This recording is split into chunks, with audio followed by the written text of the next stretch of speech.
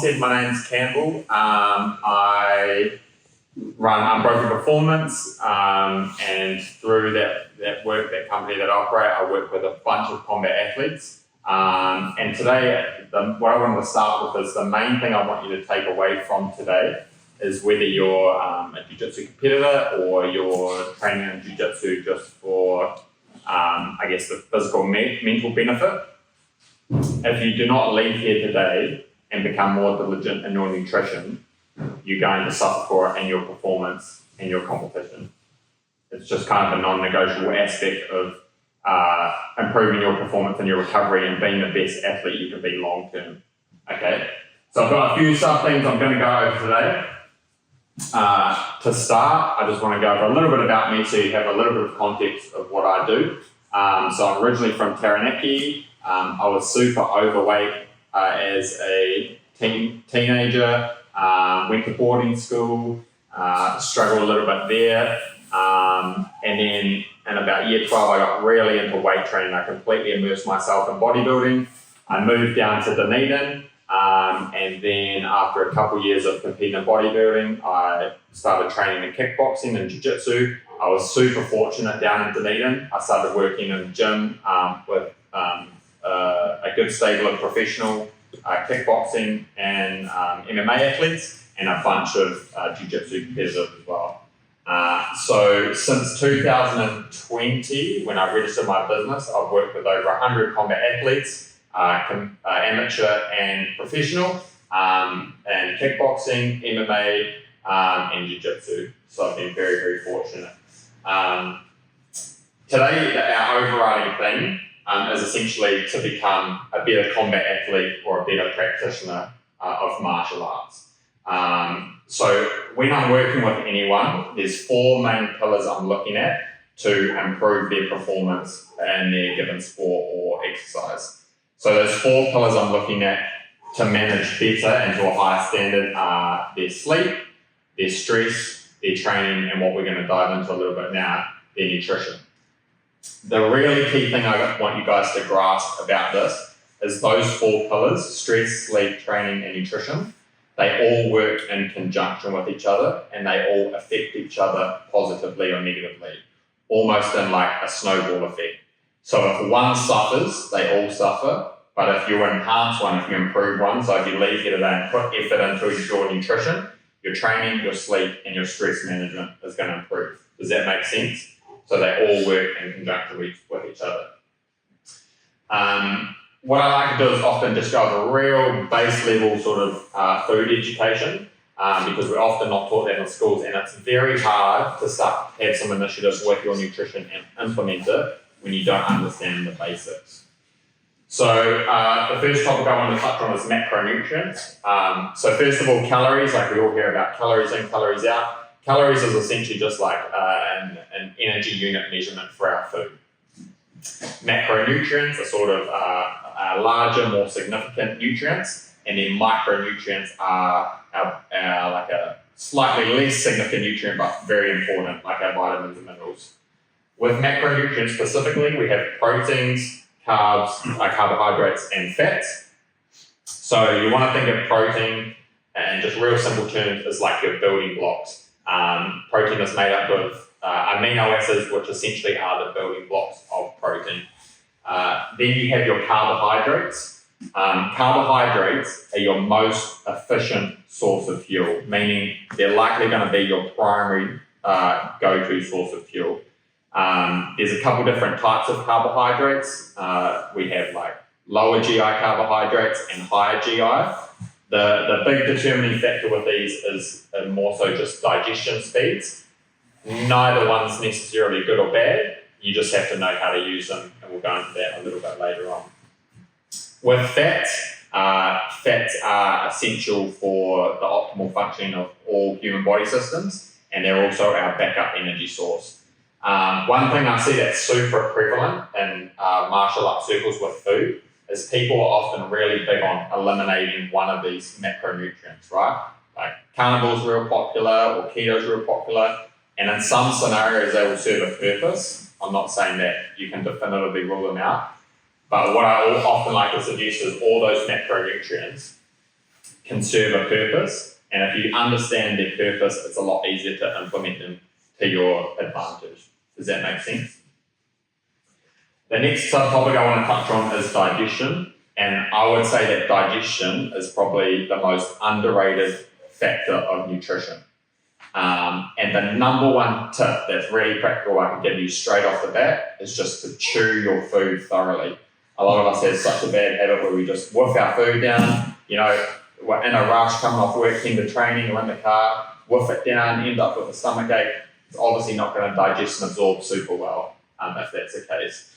It's something we often just don't pay much attention to, but if you can leave here and just think about when you're sitting down for a meal, how you're chewing your food, it can often make a massive difference in how well you digest and absorb those nutrients. And another thing in conjunction with that is just pay attention to what environment you are eating in. If you are in a stressed environment, if you're stressed, you're likely going to eat stress. Where if you're calm and you're breathing and you're taking your time, you're likely going to chew your food well, digest the meal better, and then have more optimal digestion and make the most of the food you're actually spending money on, and then spending the time to prep and consume. The next subcategory is meal timing. So a massive question I often get asked is meal timing important? And I would say absolutely yes. How many times a day should you eat is also a massive question I get asked. And I would say there's never any definitive answer to that. It's always a case-by-case basis. But a massive common theme I see, especially in combat athletes and martial arts, is people tend to have a very low meal frequency. They usually eat 2 to 3 times a day. They often skip breakfast. And then on top of that, they're trying to train at a really high standard and have a high output.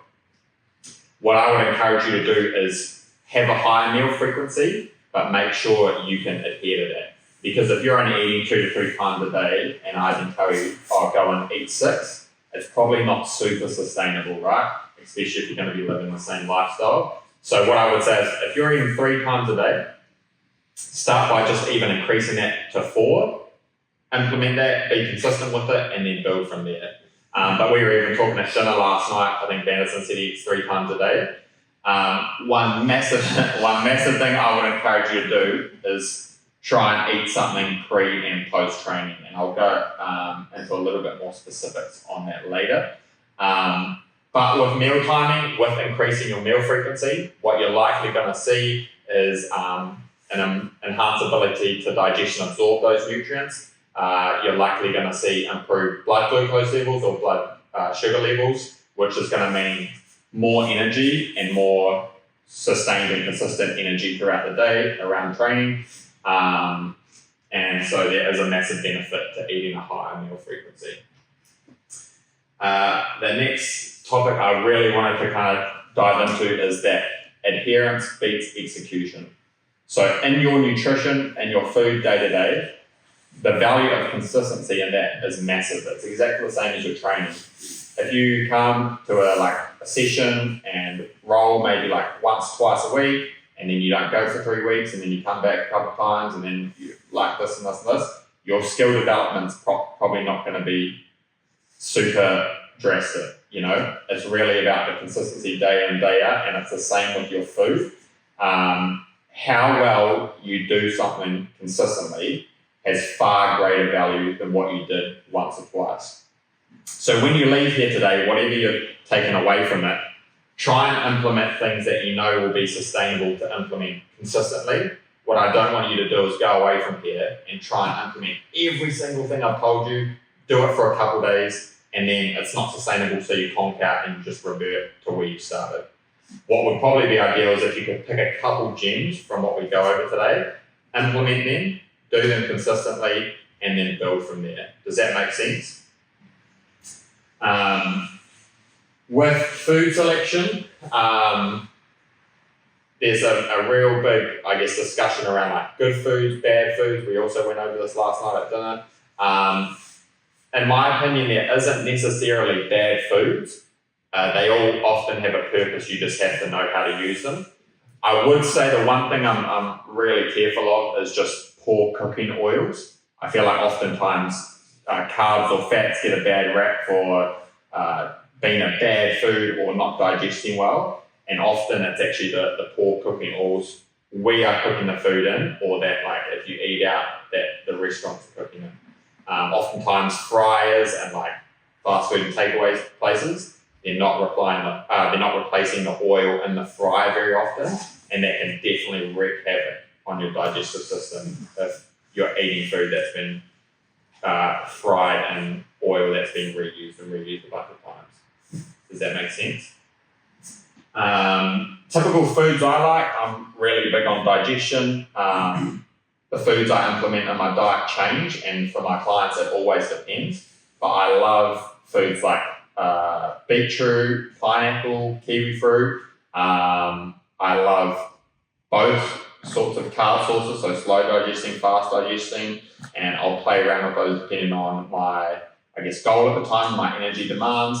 I love including fat in my diet, so again, referring to what I said about the macronutrient before, what I try and do is rather than eliminate one of the macronutrients or food categories, I try and use all of them to my advantage. I'm trying to basically reap all the benefit from everything as much as I can, if that makes sense.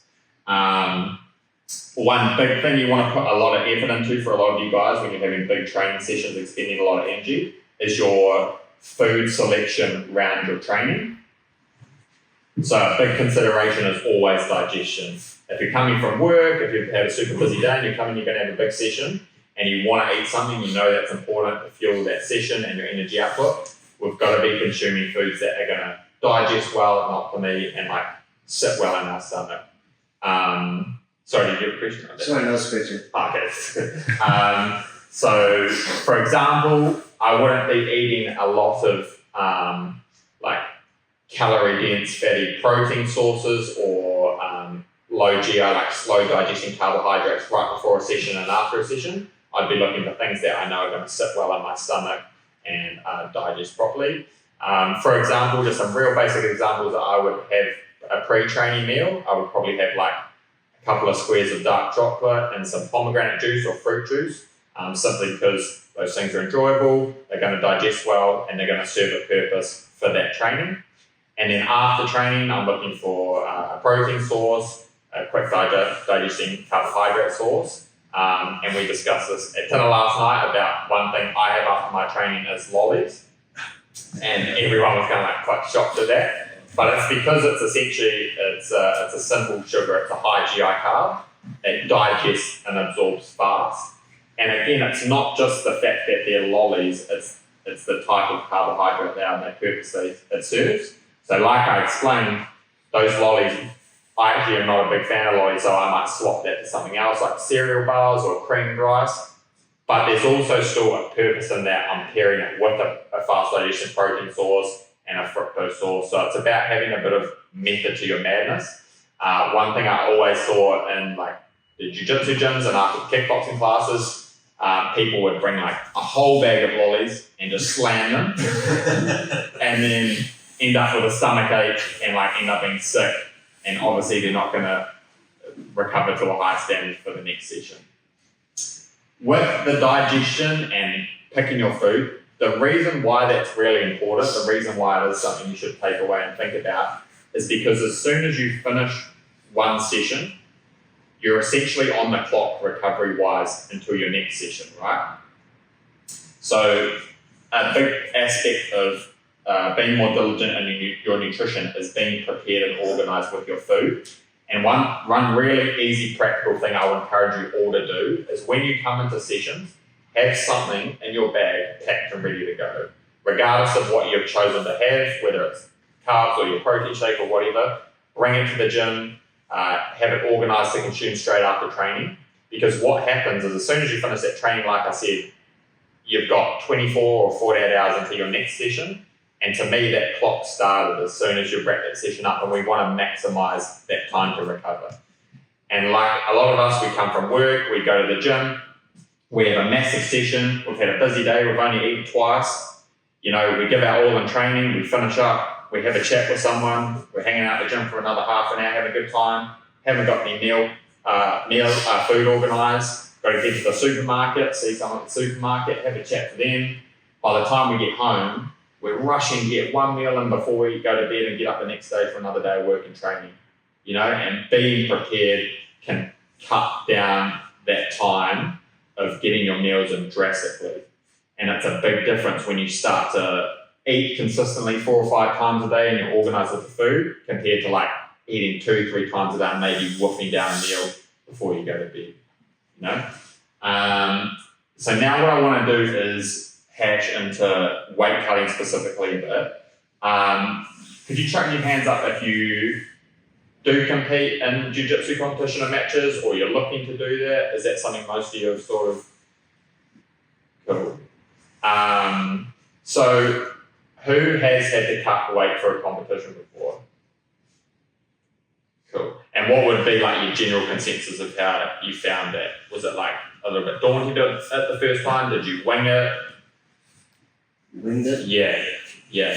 And that's the overriding thing I see with weight cutting is that it's just a really old school approach, and it's usually just cut your carbs, cut your sodium, jump in the sauna, right? And that's what I would say with like weight cutting and competition prep in general. Like, let's say you're already on weight.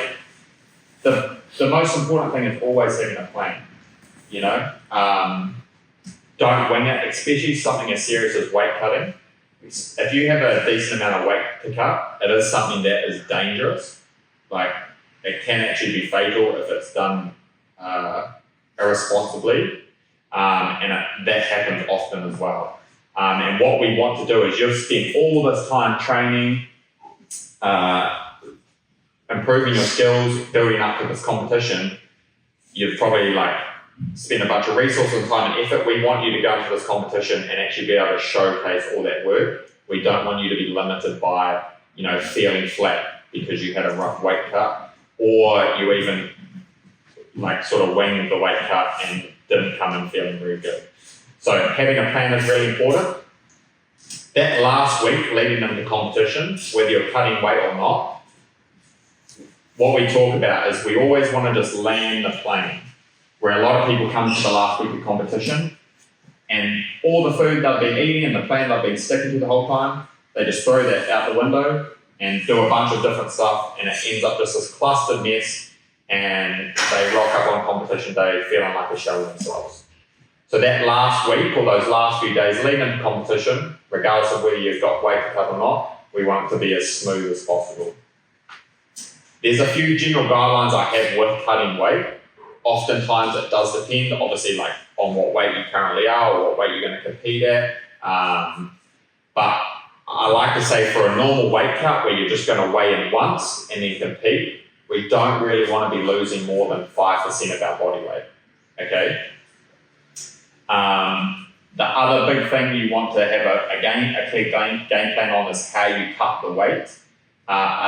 We have, passive and active weight cutting.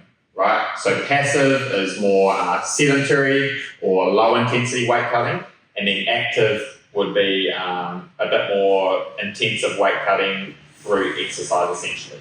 So pretty much in every certain circumstance, we want to go for passive weight cutting, because especially if we're dropping our nutrients, our water, our sodium, we've already had a massive fight camp. We want to ensure that the weight cut is as smooth as possible. For example, you wouldn't want to be rolling to cut weight. I don't know if is that anything anyone's done before? You've done that? Yeah. How did that go? Yeah. And it's just a really bad idea, because the whole game of weight cutting is essentially want to control your core body temperature. And oftentimes the strategy is to just get in the sauna or do active weight cutting like rolling. And the sauna can be good, but often the most optimal option is whatever's going to be less stressful. So a great one is just a hot bath, or you can get sauna suits or even sauna bags and just sit in those. A real easy way to just navigate your core body temperature is you should be just constantly sweating at a gradual rate. If you are sweating at an extreme rate, you're probably getting close to overheating. And then if you stop sweating, if you're weight cutting and you stop sweating, you need to stop the weight cut there, reset, have a cold shower, and assess if it's actually safe to continue. Because if you've been cutting and you've got so warm that you stop sweating, you're starting to get into dangerous territory there. Okay? So with normal weight cuts, again, we don't really want to cut 5%, more than 5% of our body weight. We want to do it as sensibly as possible. We want to do it with a plan. And we want to try, if we're going to have to cut weight through using a sauna or a hot bath, we want to try and control our core body temperature as sensibly as possible.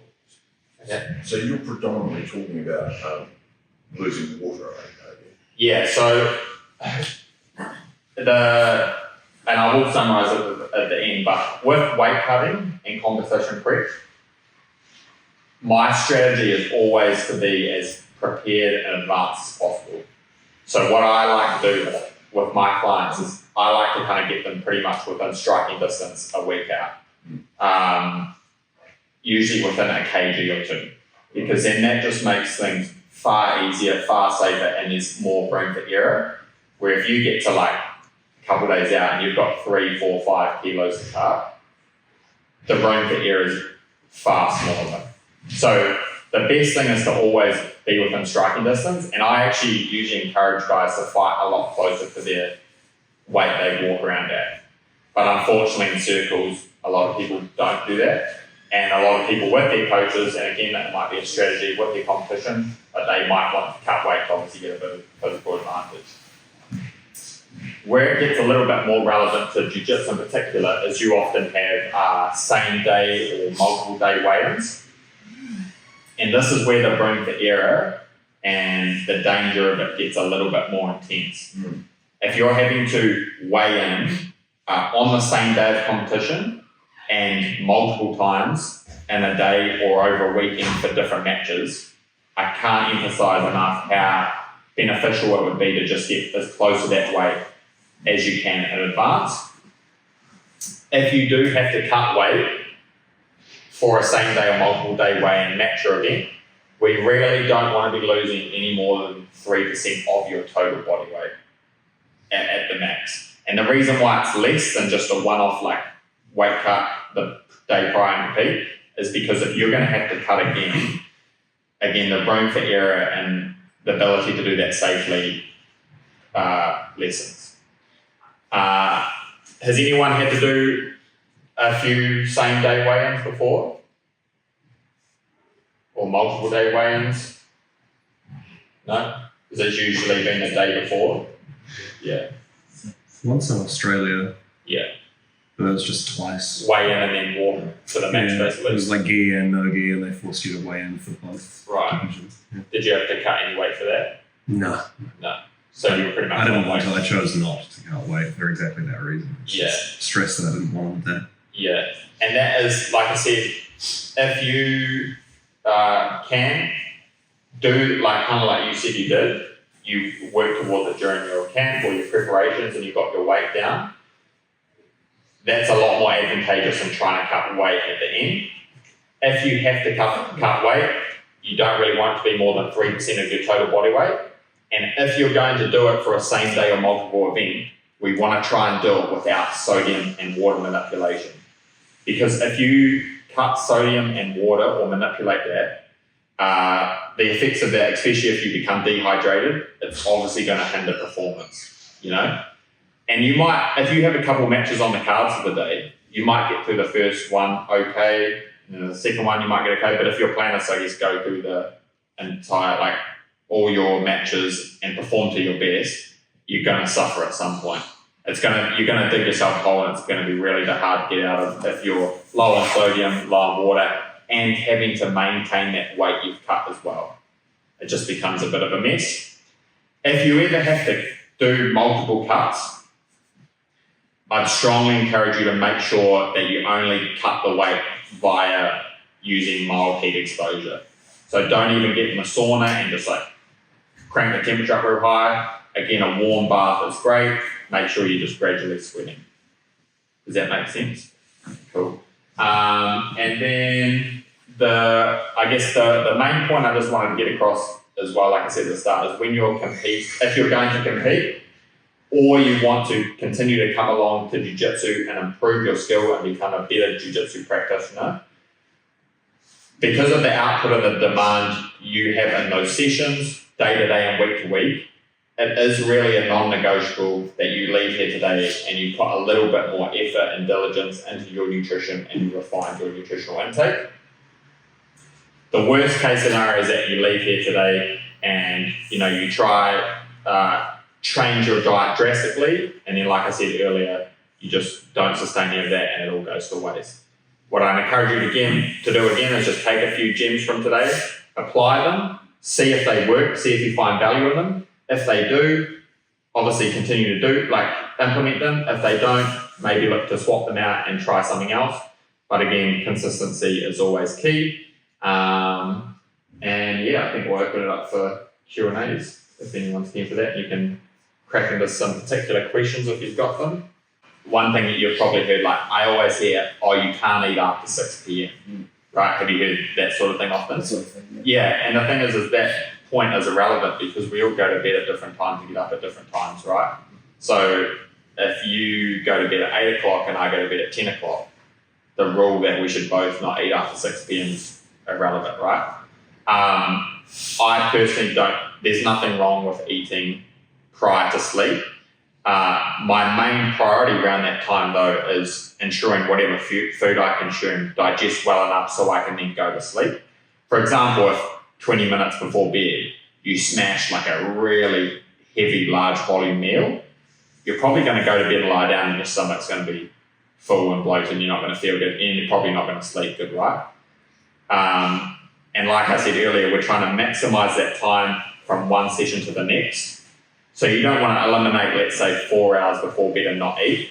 Absolutely eat, but sleep obviously being super important. You want to make sure whatever food you consume, it's food sources that are going to digest well and still allow you to have a good sleep. Kind of like before I was explaining about the snowball effect, we don't want to improve one aspect if it's going to negate the positive effects of another, right? So I don't want you eating a massive meal to get in more protein and carbohydrates right before bed if it's going to negatively impact your sleep, because then it's counterproductive, right? So going back to the food selection, picking food sources that you enjoy, that you feel digest well, and that are going to allow you to still sleep. But absolutely, there's no truth to the fact that if you eat after a certain time, you're going to be more likely to store that as body fat necessarily. I don't think, I think your energy output and your expenditure and what you're taking in is going to dictate that. Yeah, cool. To quickly balance on that a little bit, so you're talking about certain food selection. What sort of foods would you prioritize? Say you're talking about digestion. What foods should we be thinking about for an easily digesting so that it's not compromising our sleep? Because one of the key reasons you might not want to have the heavy meal right before bed is because then it will compromise sleep. But for example, eating 5 gummies, glucose, eating straight glucose isn't going to mess with my sleep at all. But a lot of people, I don't know what you think, but it's not all food will mess with sleep. No, absolutely not. And oftentimes, for my clients, I'm very detailed in the nutrition programming I give them. But oftentimes it is a bit of personal preference. For example, an example of a meal I might give someone pre-bed is some protein yogurt, a scoop of whey protein, cinnamon, some blueberries, and some honey and peanut butter. That could be an example of a meal. But someone might not enjoy having yogurt that close to bed because they don't feel they digest the dairy well. So then I might swap that out for something else, it might be a little bit of cereal or some oats or something like that. But I think the volume of meal is probably one thing you want to be cautious of just prior to bed. So usually I would say if you're training in an evening session, have something straight after the gym, and then head home and have a dinner meal, and this might consist of red meat, potatoes, some veggies, and then 45 to 60 minutes before bed, I would probably be having like a smaller meal consisting of like I said, yogurt, whey protein, honey, berries, and some cinnamon. Because I know that meal is probably going to digest pretty easy for me. And if you found it didn't, because let's say you didn't find the yogurt sat very nice in your stomach, then I would problem solve that and swap it out for something else that did. Does that make sense? Yeah. There's kind of very opinion on like what people think is poor. Obviously, like vegetable oil, I'm not a fan of. Even canola, a little bit of Fion. I quite like to use olive oil and macadamia oil. I will use olive oil raw, and I will use macadamia oil to cook with. I think olive oil, like, and saying that, I wouldn't be like afraid to cook with olive oil. It's just that I think macadamia oil has a higher smoke point, so it won't denature it, and you can cook with it kind of freely. It's more, even the example I use with the fryer, it's more they use cheaper oils and it's been cooked so many times. And then it's different, like the fat source of the food, it's kind of just a recipe for disaster for your stomach. But in your day-to-day, I would say like, olive oil is great, it's a bit cheaper, obviously macadamia oil is a bit more expensive. But if you're just looking for like a good option, I would say try macadamia oil. And even I love to use olive oil raw over my food. Yeah. Why are you concerned about smoke point? Just because the oil, the value of the oil is going to denature when it's cooked to a certain smoke point. Does that make sense? It's where we start running into our train stats sort of situation. So like after you cook an oil, each one has a different stability point, and ideally you're not making some new bastard oil out of our good oil. So olive oil, if you cook it and smoke the shit out of it, all of a sudden you went from something that I'll say I would view as extremely healthy to something that is garbage and is pro-cancerous. Probably, yeah. I think like it's hard as well. It's one of those things you don't want to get. Like, it's not like you can never go and eat a meal out again because they're not going to use macadamia oil. But I think when we're talking about, otherwise the price of everything's going to go up even more. But in your day-to-day, like I think, sticking to oil like macadamia oil with a high smoke point is great. And then, like I said, olive oil as a fat source, used raw is awesome. And it's just great for digestion and has anti-inflammatory properties. But yeah. What do you think of rice bran oil? I don't. The other thing I take into consideration is actually just like the flavour and taste of it as well. And I personally don't like rice bran oil, and I don't think it's going to like ruin all your performance and recovery. But I think there's better options, right? Does that make sense? Yeah. Cool. I think I touched on it, but I've been operating my business for 4 years now. I work with a bunch of different clients from a bunch of different sports, like a lot of combat athletes. Regardless of where the client has come from, there is this massive common thing that's undoubtable that anyone who's struggling with their nutrition and performance and recovery, 99% of the time, they are only eating 2 to 3 times a day, and very often the meal they're missing is breakfast. And there's a bunch of reasons why that ends up being counterproductive. Like oftentimes it might be that your calories are just too low as a result of not eating enough. But it's almost a habitual and routine thing. I think you've got to get up and you've got to, like we were discussing this earlier, like get some water in, get a good meal in to start your day. I think when you don't do that, you're kind of setting yourself up to struggle with the rest of the day. And again, we're trying to maximize that window. And if you're training jiu-jitsu frequently, your energy output is high. The physical demands of that are high, right? And if you're going to try and cater to those energy demands only eating twice a day or only eating in the second half of the day or not eating after 6 p.m., you're shooting yourself in the foot because you're limiting yourself, you know? So absolutely, I would recommend eating breakfast, eating an initial meal to start the day. In terms of what that would consist of, I mean, it really depends. Like a great breakfast has always been like eggs and oats or a protein shake and berries and those sorts of things are great. The main thing I want to do is make sure you're actually enjoying it, because for a lot of people they don't eat breakfast because they don't want to, right? So when I get that problem and I'm trying to solve that equation, usually I ask my client, what do you think you would most enjoy to eat? For example, like if they really don't like eggs, there's this thing at the supermarket you can get there, like chicken bacon rashes. So rather than like eggs on toast, I might give them like chicken bacon rashes on toast, because they might find that a bit more enjoyable. So what I would say is absolutely eat breakfast, but find something that you kind of will enjoy and you'll stick to and you'll implement that day to day. Because if you don't like eggs and oats, and then you leave here today and you're going to try that tomorrow, and you hate it, but you try it a couple of times, you're not going to sustain it. You're going to end up stopping it and not eating breakfast, you know? And we want you to eat breakfast. Yeah, does that make sense? Yeah. What do you think about cheat meals or cheat days? Yeah, so... Lots of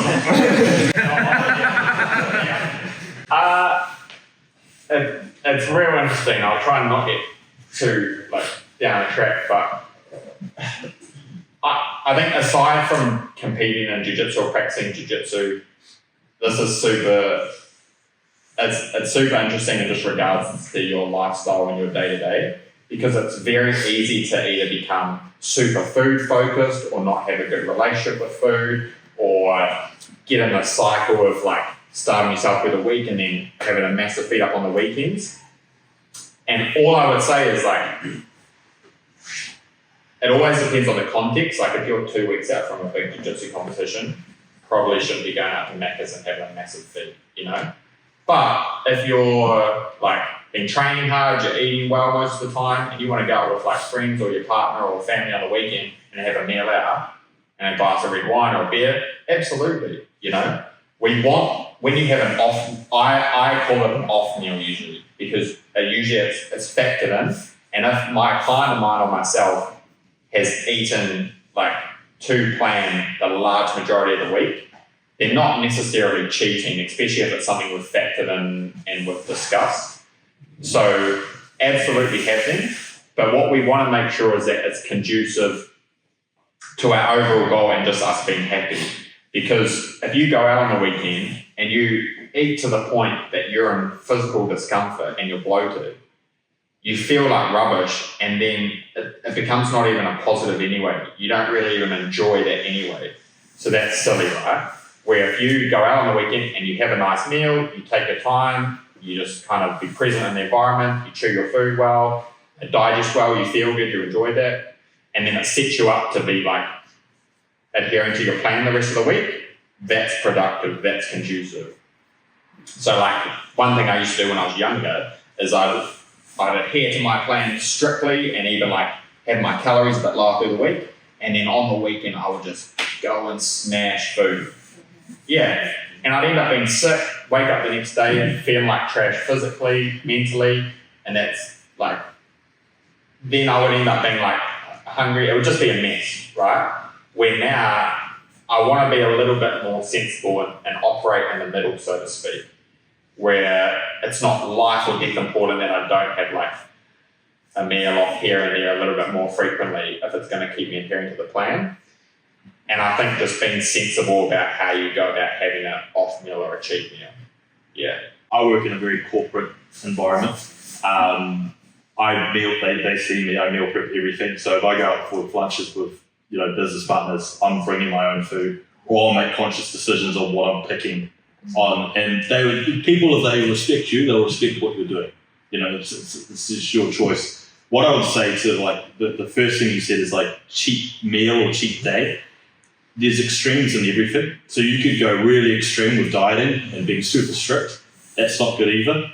Or you could go extreme with binging and purging and eating excessive. So try and think about it in a way of going what do I enjoy? What's my purpose of having this? So if it's a social environment, I want to hang out with my friends or family and I want to have a really nice meal, then do it. And there's no harm to it. Your happiness will actually help your performance as well. Because otherwise you're just constantly on this meal grind and going, no, I need to And then the worst thing I see, especially with like females in bodybuilding, is they have this punishment mentality where they'll have a cheat meal and then they go crazy the next day on cardio training and everything because they're like, I didn't deserve it. So I'm going to punish myself with that. So try and make it a positive reaction for you. It's like, no, the cheat meal's there for a purpose. I'm enjoying my time with family. I'm enjoying my time just to have something nice. I have cheat meals. There's nothing wrong with it. Yeah, so like people have different strategies about like, I'm sure like Logan, you know, it's like whether to eat more on a rest day, eat less on a rest day. Context is always important. I would be looking at over a larger spectrum than a day. I would look at over the week at the minimum. But again, it's about context and what you're trying to achieve. Like if you're someone who's got to make weight for a jiu-jitsu competition, you might have to eat less on your rest day than training day. But if you're just looking to like build muscle or get stronger or just feel your best and be the happiest you can be, if it was me, I would probably eat more on my rest day. Or the same, like it depends on the context. I think for you specifically, like I would eat slightly more on my rest day and then make sure you put it to use in the gym the next day on the training day. But like I said, context is always king. If you've got to cut weight, that might look different, you know? But don't look at things on like a day-to-day basis. And like we discussed last night, for every training session, I always see people like have a poor training session. They'll be like, oh, I ate well today. But you really, at the very minimum, you need to be thinking about 48 hours in advance of that training session. If you have a poor training session and you want to figure out why that happened, because it likely wasn't just by chance, I would be looking back at least the prior 2 days at your sleep, your stress management, your water intake, and your nutritional intake. Because if you do that, it'll be pretty obvious the contributing factor to why that session was subpar. Does that make sense? Yeah.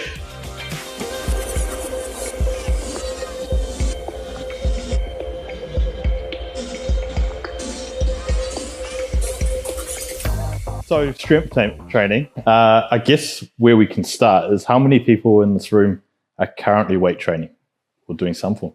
A lot more than I expected. Cool. That is awesome. That's awesome. Yeah. So a few topics to get through into strength training. And like I touched on me a little bit, done the martial arts stuff, now bodybuilding. Now I sort of, outside of my career, I work with Tom and I work with a whole bunch of clients. And really where I come in is like giving guidance to people. When I started in bodybuilding or weight training, I didn't really have anyone that kind of knew what they were doing or would help me and go, okay, what do I need to do? I had my old man, you know, he did martial arts, so he got me into that, and then he got into weight training, so I got into that because of him. So for me, where I kind of sit now, I do a lot of podcasts for Tom. I talk to a lot of, you know, high-level athletes around New Zealand, business people around the world, supplement manufacturers, just different sorts of walks of life that I find interesting. And I also find would add value to others. So that's kind of what I do at the moment. On top of that, still bodybuild. But what I really want to talk about today is a few topics. So we touched on fatigue management a little bit. I want to talk on like consistency in the gym, consistency in what you're doing day to day. A word that I like to call progressive overload type of training. Training for purpose, and then I'm going to loop in hydration and some food stuff and all of that there. But what we may do is just start off with weight training. So in terms of frequency, how often are you guys training a week? Would you say more or less 3 times a week, or two times? And then when you're weight training, what's your purpose? Like what are you doing it for? Can people shout? Yeah. Strength. Anyone doing it for wanting to look better, feel better? Yeah. A couple people want to just look good. Yeah, cool. Total. Injury prevention. Cool. So there's a bit of mixture of everything. For me, it's a bit of all. Like bodybuilding is quite vain. You're doing it like to go up. Yeah, it's really odd sport. You do it to go up on stage half naked in front of a whole bunch of people to judge how you look. I got into it because I wanted to be big. As I said, I was 62 kilos, so for your reference, right now, Logan's arbitrary goal is 120 kilos. Yeah, It's not to go on stage, it's just to get to 120 kilos. That's the goal. Yeah. So I did it for that. So it was a look thing, but then I was like, I really like being strong. So I was like, I like to do, some things in the gym that people can't really do. Tom likes to joke around, but one of my things, I deadlift quite a bit. So my goal, or what I've done, is 340 on a deadlift. So I like to say that I can get people strong, and I'm pretty good at like going, okay, this is what you need to do to get to that level of strength. But listening to you guys and you guys saying to me, hey, look, you've got different goals from injury prevention. You want to get stronger, but you also want to feel good. You can do all three while training.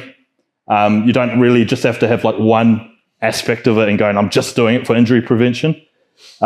We talked on it last night with Vanderson around weight training and, the benefits of it.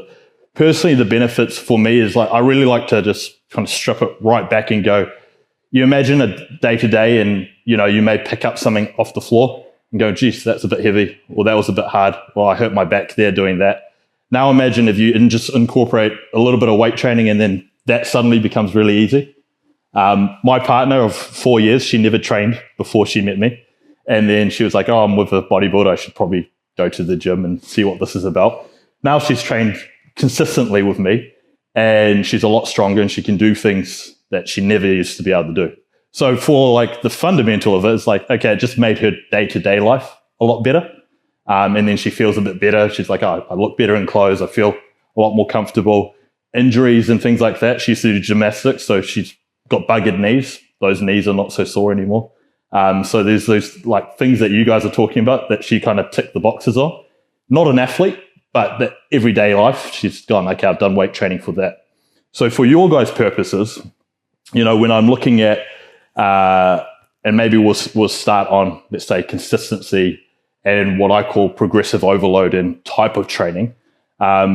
Consistency is key. So we talked on like adherence to food and nutrition.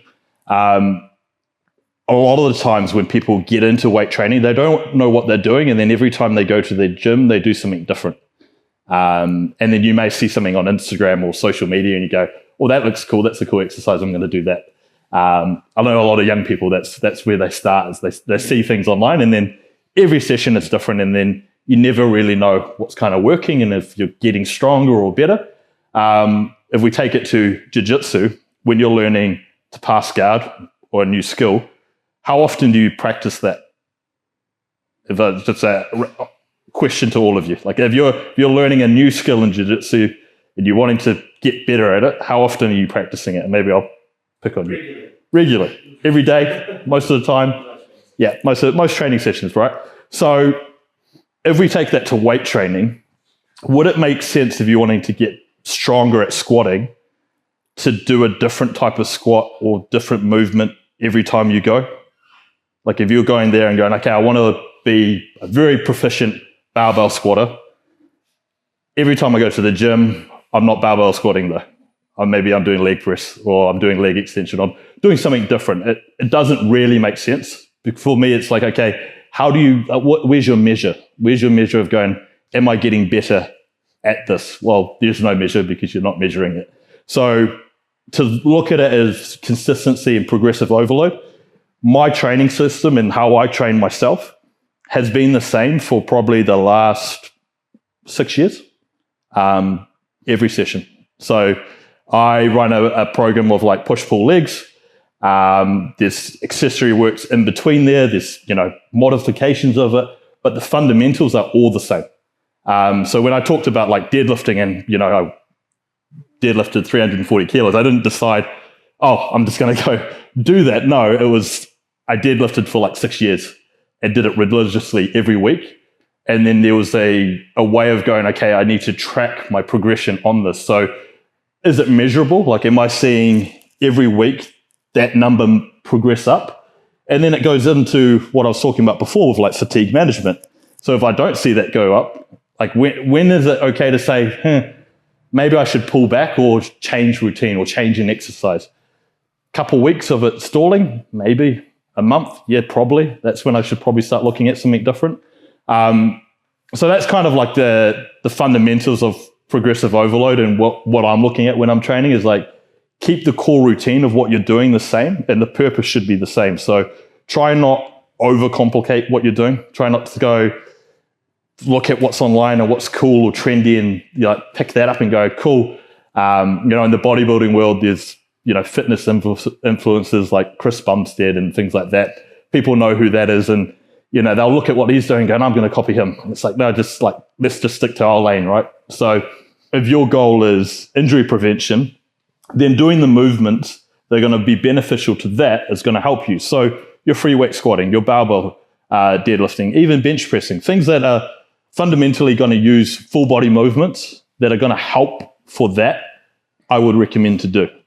If you're looking at putting on muscle or feeling good, and again, the movements are going to be similar, but you're going to be more specific to your goal and your need. So, hey, look, if I am wanting to get bigger legs, then I'm going to primarily focus a leg day and look at movements around there. But then that leg day is not really going to change. I'm going to keep it the same and then try and progress from there and go, okay, let's say I got 100 kilos on squats for 5 reps this week. My next goal could be, I just want to get 6 reps next week, right? And it doesn't mean that I'm chasing that every week. It's going, I have to do this. No, but it's being consistent of going over a long period of time. Where have I gone? So maybe in 6 months, I went from 100 kilos to 120. And you've now suddenly added a 20 kilo, incremental increase to your load exposure over a 6-month period. And that in turn is going to build more muscle, get you stronger, hopefully kind of give you some understanding of like what progressive overload looks like to me. But does anyone have any questions on progressive overload, weight training, that type of thing? If I'm looking at it, right, I want people to get strong across all rep ranges. Yeah. So if we have the mindset of like, I just need to strength is just 2 to 5 reps, then that's a bad mindset. Yeah. I'll chip in because that's a really big narrative that I think everyone's kind of heard for the last 10 years at least. Yeah. Is that you do low reps to build strength and high reps to bodybuild or something.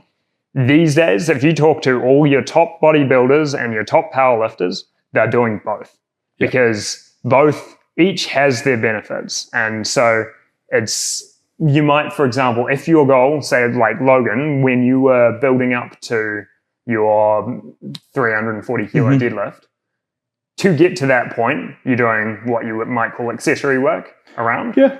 But then your primary, when you're deadlifting.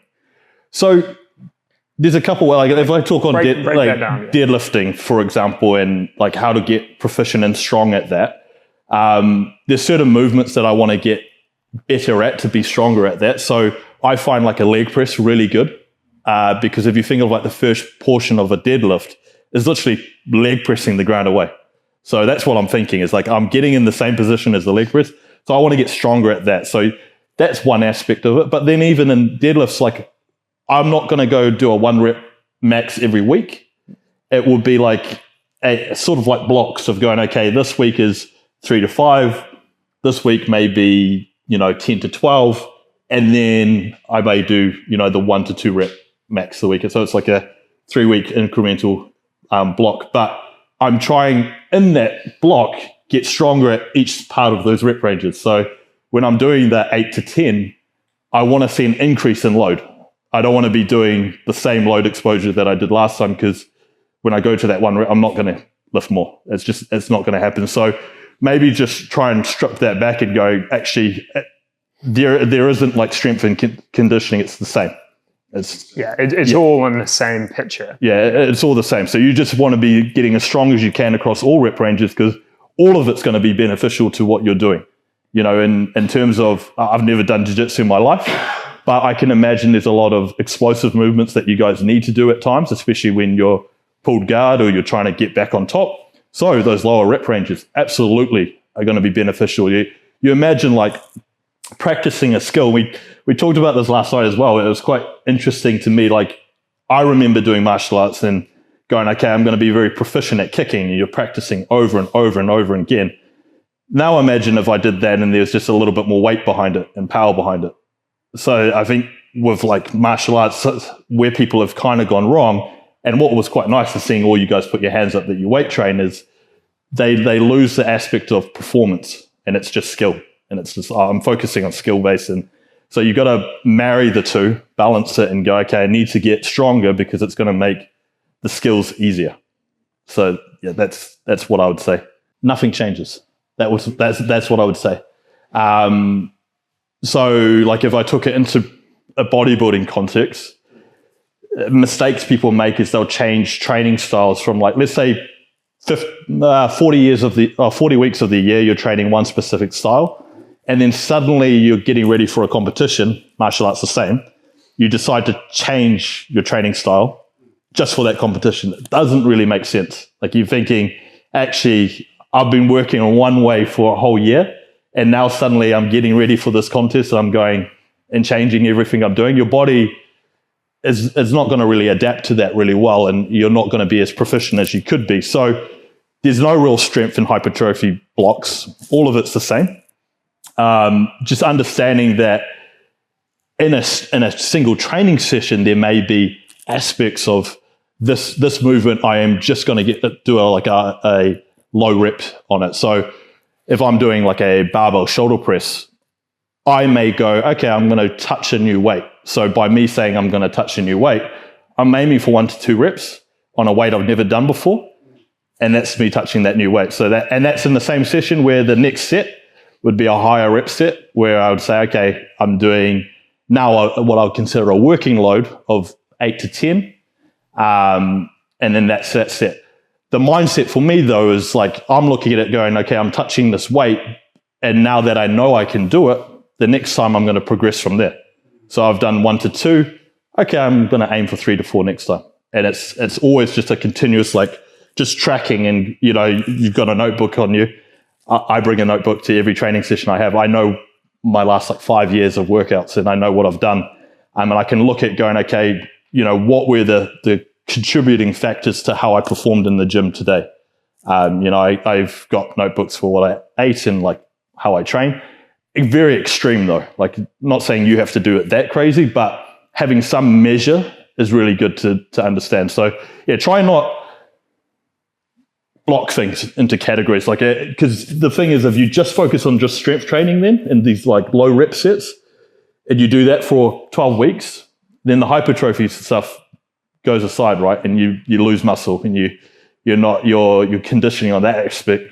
You'll get smaller and things like that, and then you're kind of just going back and forth between the two. So marry the two, put them together, and go, okay, how do I manage both?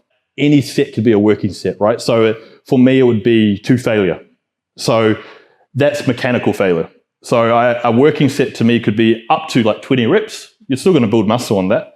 But I want to know that I've gone to mechanical failure on that set. So like, to not overcomplicate things, but there's this stuff called like RPE. And what that basically means is like, how many reps could you have got? And like, let's say if a scale like 1 to 10, 10 being I absolutely could not do any more. And then 1 being I could have got probably 9 or 10 reps. Like, where am I on that scale? Every working set for me is like a 9 to 10. So it doesn't matter on like the rep range. I'm just trying to get to that point. And that's what I meant before, is like, try and think about just getting stronger across all rep ranges. Don't think about a specific rep range is best for me, or best for a purpose. Yeah. So it kind of comes back, like, without getting overly focused on the terminology, you're stripping it back down to a concept of being able to measure something. And that's why I'd like, it's the same theme with Campbell too, is that we're looking at what are ways we can make small, steady progress in a measurable way so that you can actually kind of work out if you're progressing or not. And keeping in mind that progress might take, like, it's going to go up and down over the year. So having that tracking is, I think, a big theme in it. So, well, my follow on from that is, do you understand the basic concept of how the body builds tissue? Like, your carbs and stuff, that's your fuel to perform. Your protein is building blocks to build that tissue. But just strength training, I think that's like, what does that mean in the sense of actually building tissue? you want a novel stimulus. And the novel stimulus, and so this is, I guess, what gets lost. Instead of just going to the gym, like right now, the gym culture is you go to work, you go to the gym, you just kind of do the stuff. Most of these people aren't getting anywhere because they've got no novel stimulus, in the sense they're kind of going through the same motions. It might be different programs, but they're doing essentially the same level of effort or something every time. And what, I guess, with more modern training, we're seeing you can create a novel stimulus with many reps at a lower weight, or you could create novel stimulus with a high weight and low reps. Do you want to feed in? Yeah, look, that really is the breakdown of progressive overload. So progressive overload is about creating a new novel stimulus in your training session. So when what Thomas is talking about, progressive overload or a new novel stimulus to you could be anything. It could be one additional rep. It could be 1 kilo. It could be an additional set. What's really important from that, though, is the recovery side. So the food and what you're talking about is, okay, the rate of like novel stimulus, what am I actually able to recover from? So it's great if you're getting stronger, but then there's going to be an extent where we talked about before, you woke up in the morning, you're like, oh, I'm feeling tired. I'm not feeling as motivated and energized. Training sessions are harder. Like there's certain signs your body will give you when, like, if maybe I'll ask this question, how many people have come to class but not really wanted to come to class? Yeah. Note Vanderson's hand at the back. Yeah. You know, that's normally a sign of like overtraining and just burning yourself to the ground and going, man, I've smashed myself. And I've been there. Like it sucks. Like especially when it's like something you really love, and you guys are all here on a Saturday on a public holiday. So obviously you're very invested in and love what you're doing.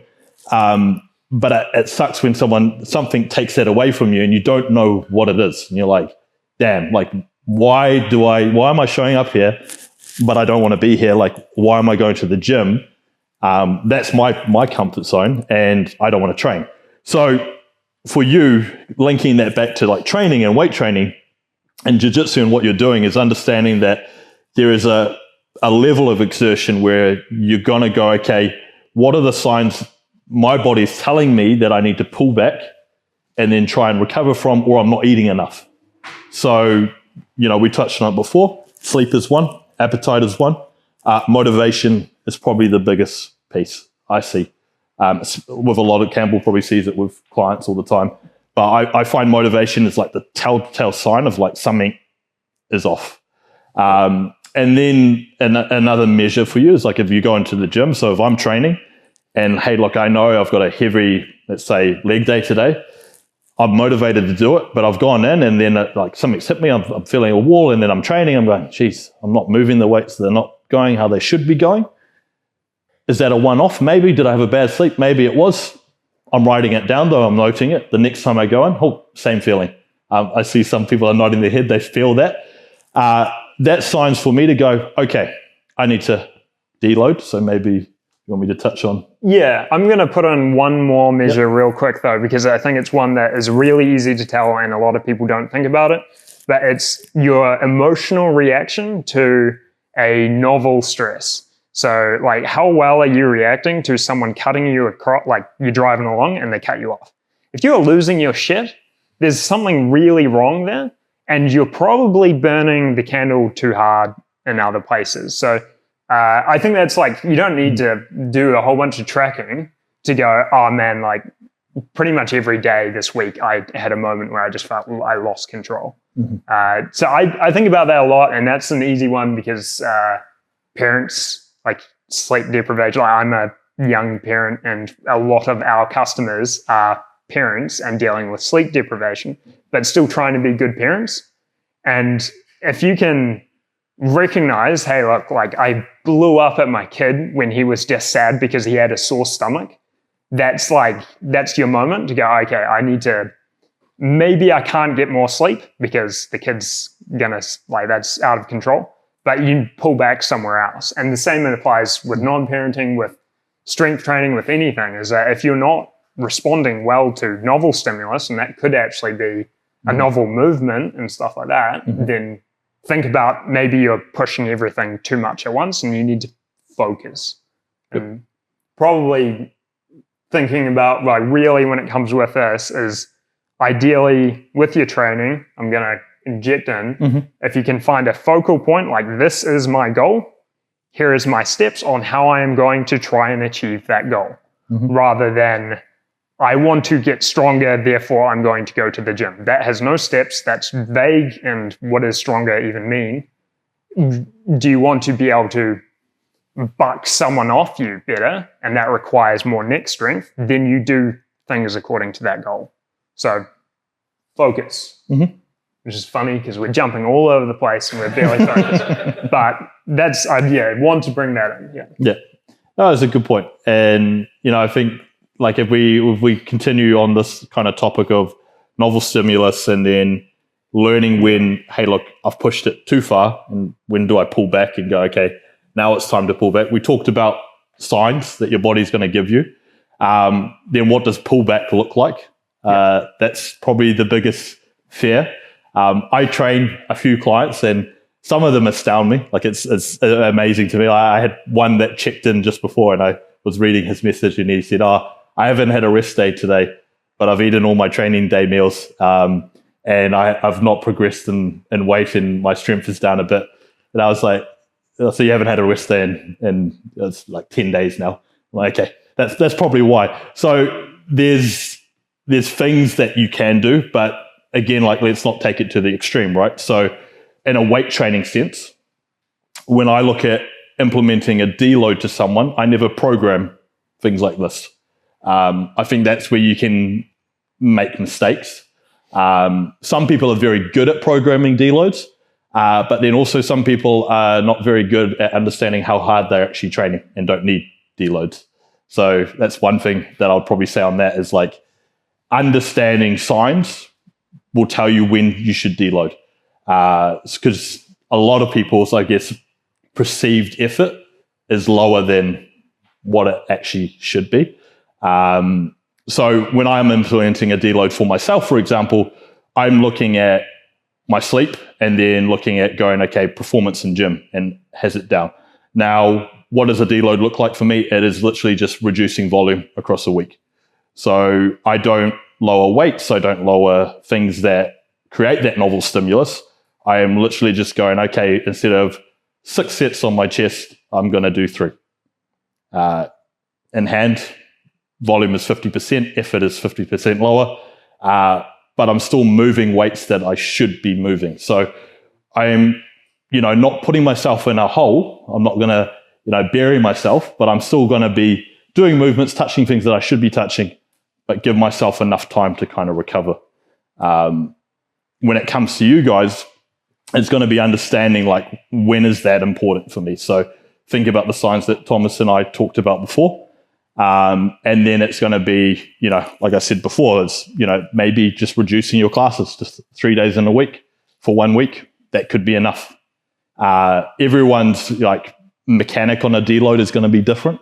It's just understanding, like, when should I implement that? So, your mood and all of that. Probably worth a highlight, just to focus that in, is when you're saying, like, when you're choosing to take a deload, give me a specific, what is your goal in terms of that week, and then what you're trying to achieve overall by giving yourself a deload? Goal is recovery. Yeah. Like, that is. So that's acknowledging that you're not recovering enough at that point. And so it's giving yourself an extra large break. Yep. So essentially, I think we may jump around a little bit. We're going to take myself back to being younger. Is like, recovery wasn't a thing. It was just, and you guys probably are sitting here. It's like, I don't know what that means. Like, I actually sat here and watched you guys, some of you roll, and then I was saying, okay, what are they doing after they just trained? And I saw that not a lot, like, there was no nutrition going in and things like that. Not saying that's a bad thing, but it's a sign for me to go, cool, I know what we're kind of dealing with at this stage. So recovery is the ultimate goal of a deload. But then understanding that, when I'm doing it, it is hard. Like, it is hard to try to pull your finger off the trigger and go, I don't want to, I'm going into the gym and I'm not able to like push myself, or I'm not pushing myself to that perceived failure for like 3 or 4 sets every exercise. That's a tough thing, and that's something that you guys are mentally going to have to prepare yourself with. But if you have the mindset of going, by doing this and taking this step back, I'm able to step forward, you're much better in the long run. And that's how I was able to progress in body weight over, a 10-year period. Putting on 50 kilos is not easy. And it wasn't like, hey, I just happened to do it. No, absolutely not. Like, it was, everything was tracked, measured, and these things were implemented. Not saying deloads were implemented straight away, because I had no idea. I was absolutely no clue. I would train every day and do whatever I wanted. But now I know, hey, look, by doing this, and, I think I started probably deloading properly in the last 4 years. I've put on 15-ish kilos in that period. So I've made more progress in the last 4 years than I did in like 6, and that's. I think for people, right, is like, that takes a very high skilled leveled coach, and then also an athlete that's going to adhere to that plan at a very high level to be able to do that. I think 99% of people are not there. So the need to do that is probably not warranted. And why I say that is, like, I auto-regulate everything in terms of deloading and when to do it, because I may actually still feel good after 8 weeks of going hard and training really. So if I'm still feeling good, why would I deload? Right? And that's where, if I take it back to people's perceived effort, and where like RPE and stuff like that does matter, and it is important, because people don't actually train as hard as they think they do. And especially in like a weight training concept, like if you're not leaving a session and you're going, I'm absolutely exhausted, I can't move, then you're probably not at that level of going, hey, I'm training really hard.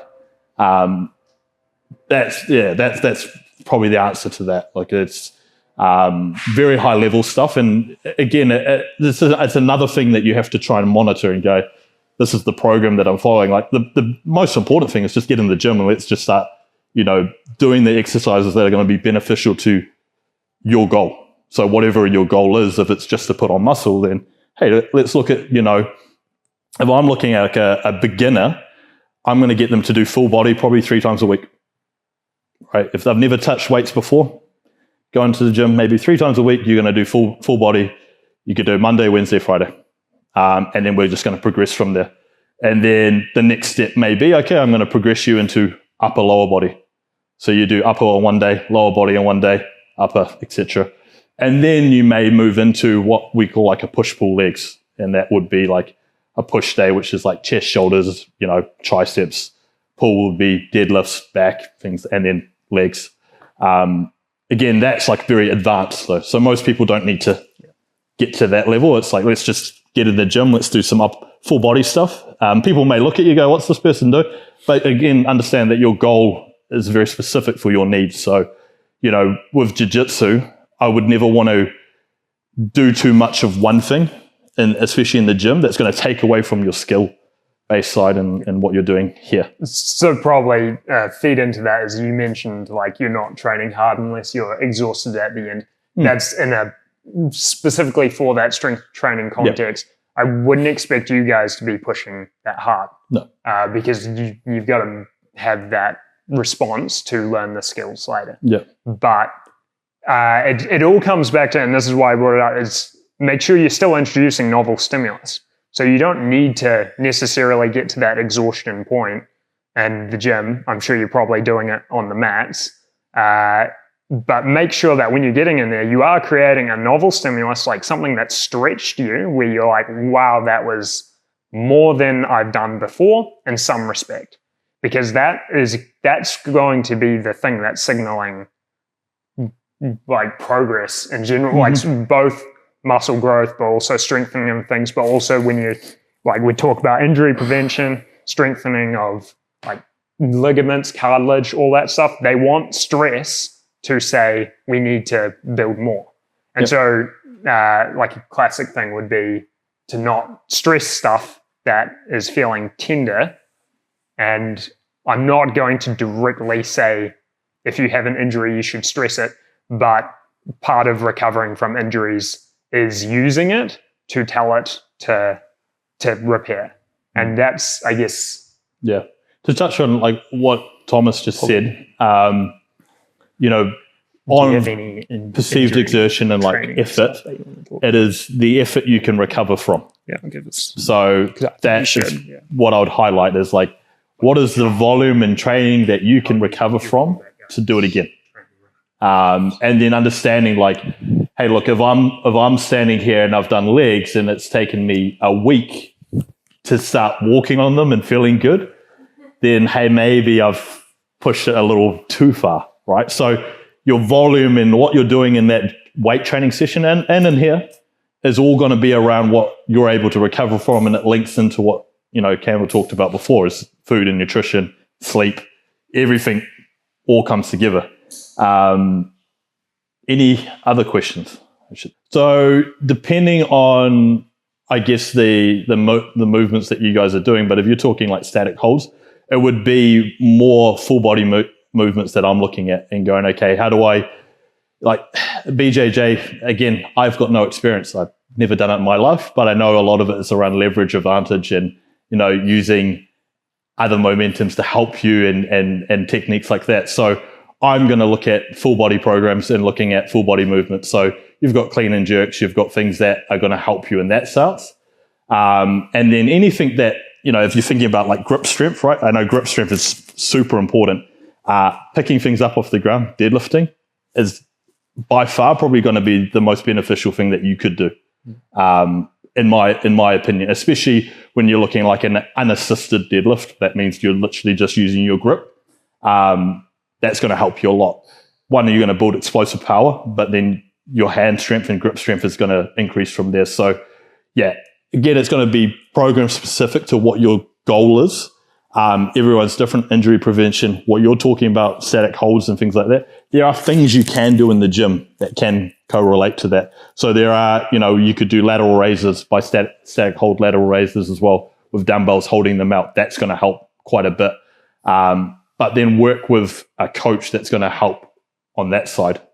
You know, we can talk after as well. I can give you some tips that I would recommend that would help. Your question's great. So when you were talking like specifically to grappling and jiu-jitsu, the exercise selection has got to be dictated by that. So like based on your question, like I would be using like a lot of isometric exercises. So for example, like a great exercise that's applicable to jiu-jitsu would be like a Zercher squat or even like a Zercher lunge.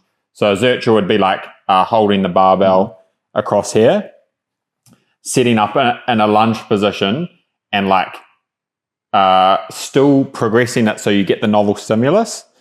But this position is quite a little bit more applicable to grappling because like you're not like loading as much through the spine, so it's going to alleviate a bit of pressure on the spine.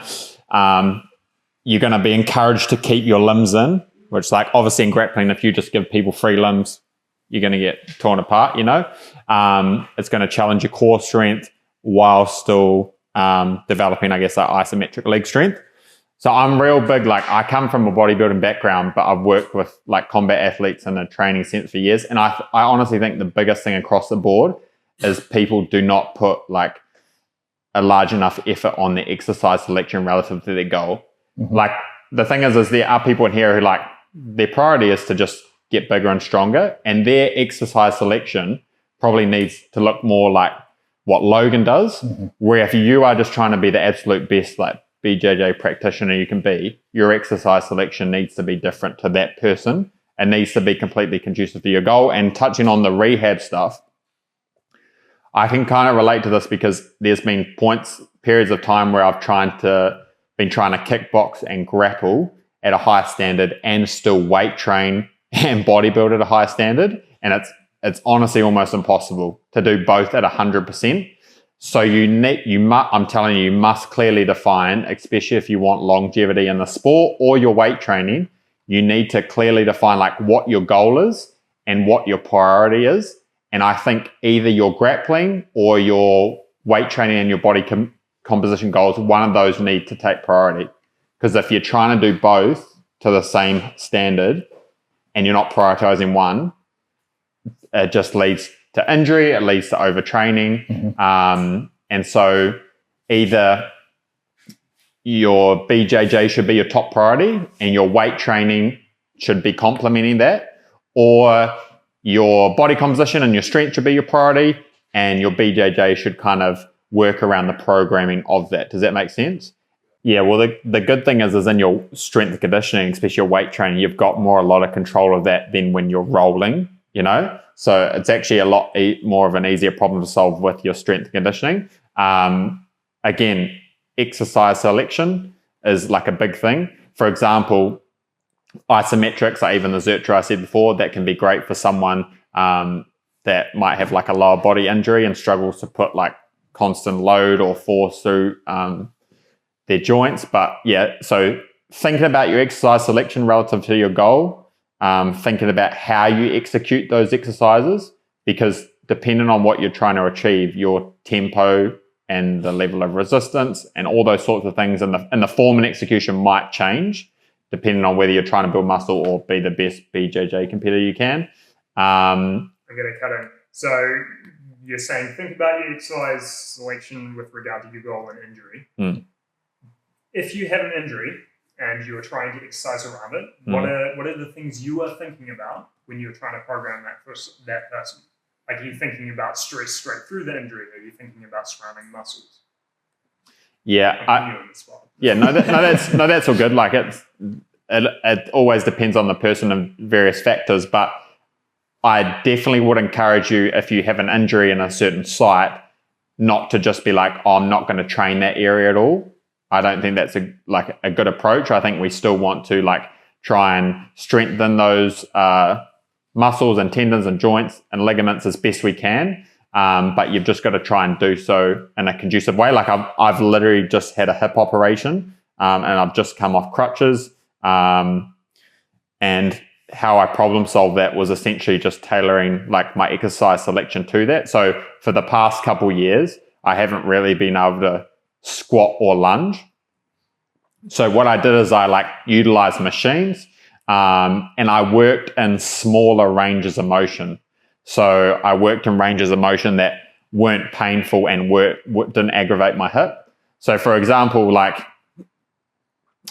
squatting down like full, that's even a little bit awkward still, but that would be painful and that range would aggravate my hip, right? Where working in a smaller range, even though it's not super conducive to building muscle, I would like a bigger range.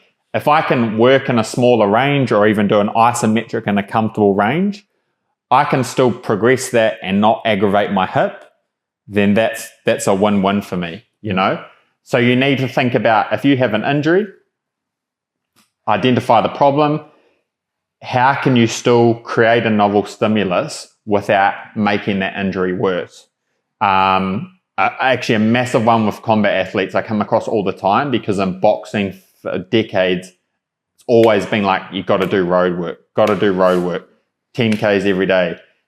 But like, to be honest, what I find with anyone who's got a larger structure or especially a heavier person or just most people, when you're running long distances all the time, you just end up with injuries. And there's a lot better ways, for example, to improve your cardiovascular conditioning that are applicable to like jiu-jitsu or like kickboxing than running 10Ks a day. And one thing I always tell my combat athletes is you need to figure out the stipulations of the rounds you're training and working in. So for example, like, has anyone got a competition coming up and you know the rounds that it's for, or the matches? So you're going to be you're competing in 5-minute rounds. To me, it does not make sense for you to be running 10 kilometers 3-4 times a week.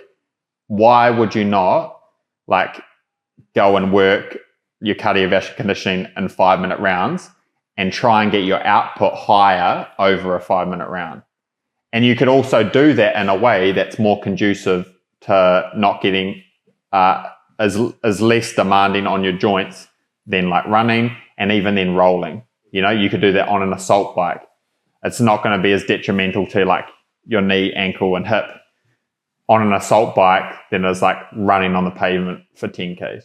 and it's more applicable to what you're doing. There's a mental aspect, and like boxers and kickboxers I know, like especially real big on their road work, and they've always done it because they feel like it develops the gas tank and they can go for ages. But like if you're a kickboxer, for example, or rolling and you've got 3-minute rounds, you only need to perform for those 3-minute rounds. It doesn't matter what you are doing past that, you know? And so I think in regards to injuries, they often occur because we kind of just haven't got a clear plan relative to our goal. The only thing I would say as well is like it depends on the type of injury. Like, is it long term, or is it something that's just happened? Like the example of when I tore my MCL, I did it deadlifting, and stupidly I just literally shifted my head like this, and while I did that with the weight, shifted my knee, and it popped like that, and that was not fun. Knowing that, you know, I did Taekwondo for so long, I'd never had a knee injury. And then at 29, I was like, I just popped my knee doing something I do every week. Frustrated me. So when it comes to things like that, I felt it, but I didn't recognize it straight away. What recognized was when I tried to walk upstairs and I couldn't walk upstairs. I was like, okay, something's wrong. So straight away, I flicked him a message and I said, well, this has happened. Supplementation was one piece. So We can talk about this. he'll talk on that soon. When I'm looking at injury, right, and I'm looking at a few things I'm doing is one, you know, you talk about like recovery, ice, everything like that. So that's going to happen. I'm going to ice it. I'm going to, you know, see the level of extent of injury. Is there bruising? Is there swelling? Is there things that happen? A little bit of bruising, so it wasn't too major. What's the range of motion that I have in the type of injury? So is it an elbow or knee injury? So in this case, my knee, there was not a lot of range of motion that I could do. I literally could not put it down and step up. So there was nothing going on. So like, okay, that's concerning.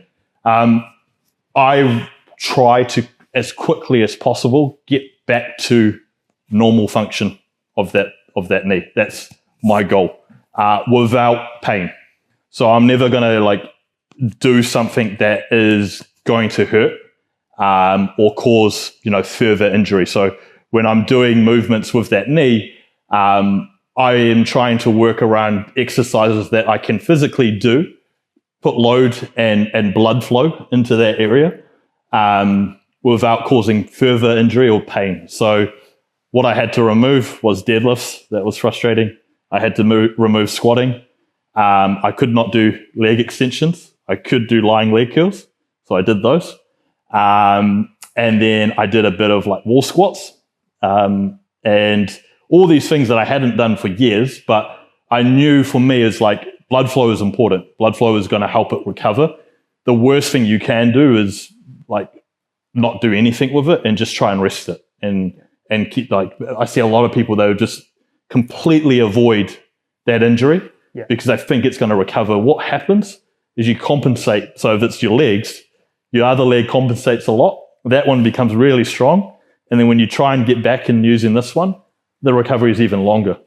Campbell can probably say, I think it was a couple of days after your op, he was trying to get back into movement of the hip because he wants to get blood flow there. So yeah, that's it. Like I literally two days after, straight back on the bike, and this, I think surgeons and just that sector are getting a lot more knowledgeable on that, and that's what they want. They want you moving straight away. They want you getting blood flow to the area.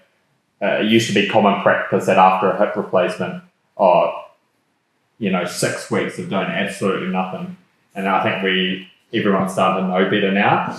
It's about doing what you can do rather than just doing nothing. And getting blood flow to the areas is super important. Key is like without causing pain. Yeah. So if it's painful, don't do it. That's like your body is like so smart. It will tell you. I'd say don't do it unless you're a physiotherapist and you're working with them and they're saying that this is an appropriate pain level of pain. Yeah. But when you're just self-regulating, So like part of, and this is why I wanted to get Campbell up for this too. I think with injury recovery, you're still trying to use that area. You're just trying to not create excessive stress on the injury itself. But if you're using it, then you're helping slowly stimulate. It's just about like doing partials, as Campbell was saying, or things around that are kind of supporting. Yeah, and it is like a bit of injuries can be like quite demeaning because it can be a little bit of a process of trial and error. It's like for a few days things might be going well and the exercise variations you're doing are great, and then you do one thing and it aggravates it. And like rather than getting down about that, you just have to recognize it's a process of trial and error. And when something goes wrong, it's more feedback for you to then be like, okay, I won't do that now, but I'll stick to these things that are working well and move forward. You know, it's just a bit of it can be a long process, but yeah, both have a place. But again, like if you're doing any competition or even rolling, like I would be working in those rounds. You know, it depends on your goal. Like if you were trying to burn fat or like adipose tissue, or you were just trying to get fitter, that could be different. But like in terms of BJJ, I would say that like it should be tailored to your rounds and your time stipulations of your grapplings. I'd break it down. It's back to the priorities thing. So you're probably working a job and you're doing BJJ and you might be doing a bit of strength training as well. You're running out of time.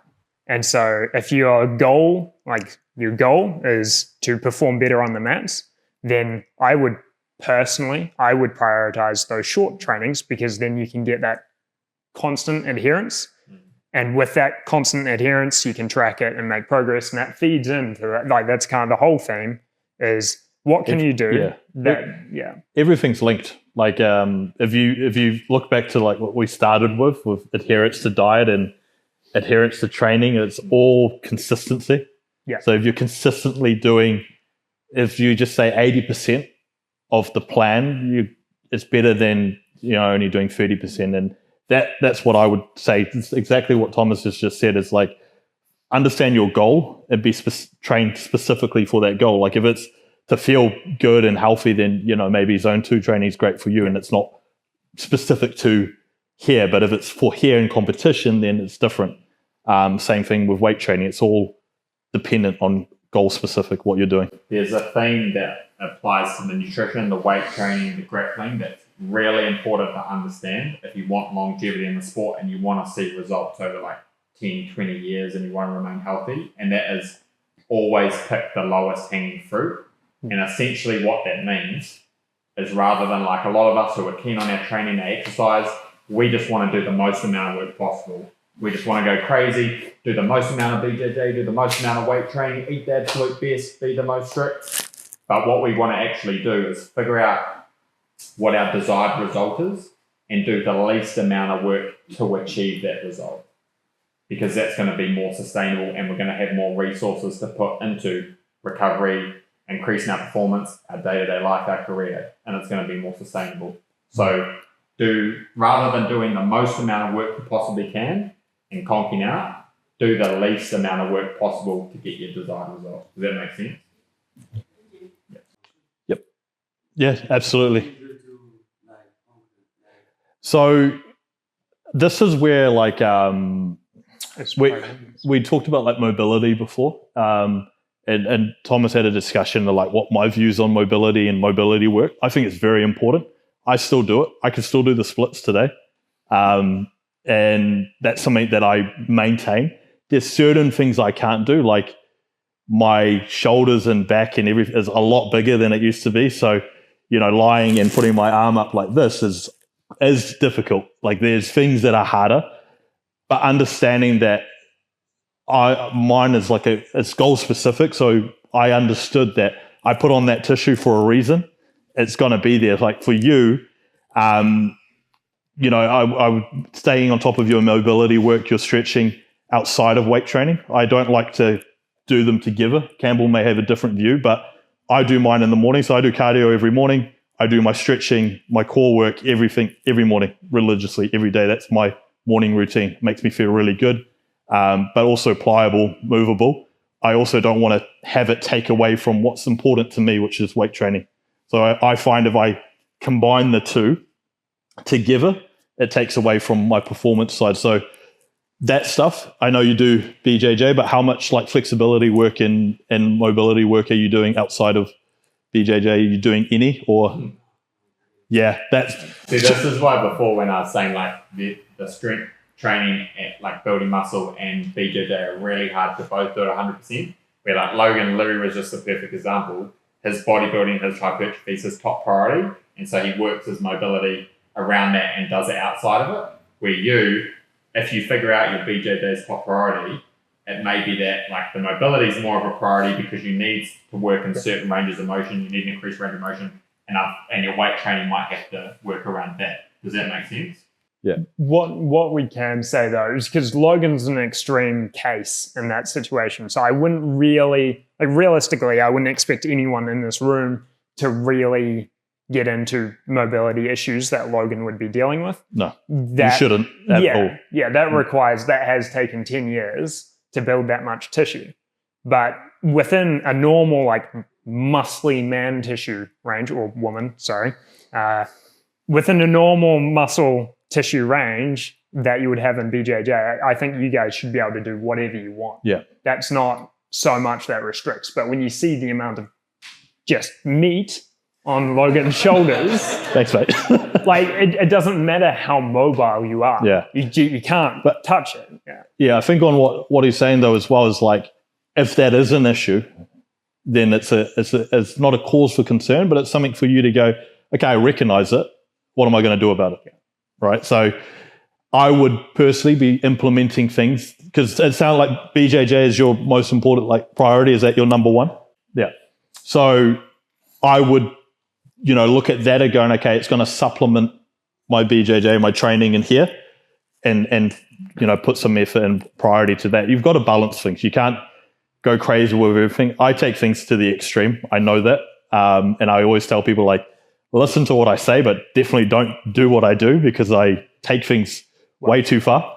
Unless you want to be Logan. Yeah. But, yeah, unless you want to be me. But yeah, I would prioritize things like just, a really good thing is like brain dump, man. Like write on a paper, like what are your goals, your aspirations, what are you wanting to do?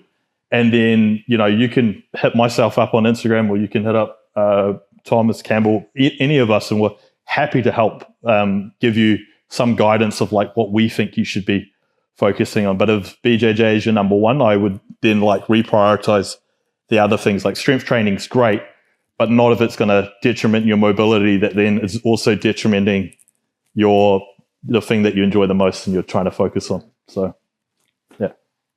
Logan mentioned the word supplement once, so I'm going to use that as my tangent into supplements. Probably like a key thing. Well, who here is using supplements of some form? Okay, and then we're just going to go like creatine. Cool. Multivitamin. Yeah. Whey protein somehow. Yeah. Okay. Someone that uses whey protein, why do you use whey protein? Yeah. So it's a alternative to solve a problem with the food. Yeah. Any other answers? I just eat liver, lots of liver. Okay. That's what I'd consider food. Are you following the Liver King protocol? Okay, because he definitely ate more than liver. But if we want like the small tangent on, say, like organ supplements, which I guess they are really popping off at the moment. In my books, they're essentially multivitamins. You can treat that how you like. It's an option. I'm not going to hate on someone for doing it, but let's look at actually what's in it, not just this is a liver, therefore it's going to make my liver strong. That is not how the body works or physics works. But cool. So creatine. Why are people taking creatine? Recovery. Cool. And what sort of dosing? What are you using? HCl. Yeah. And monohydrate. Otherwise. Yeah. Cool.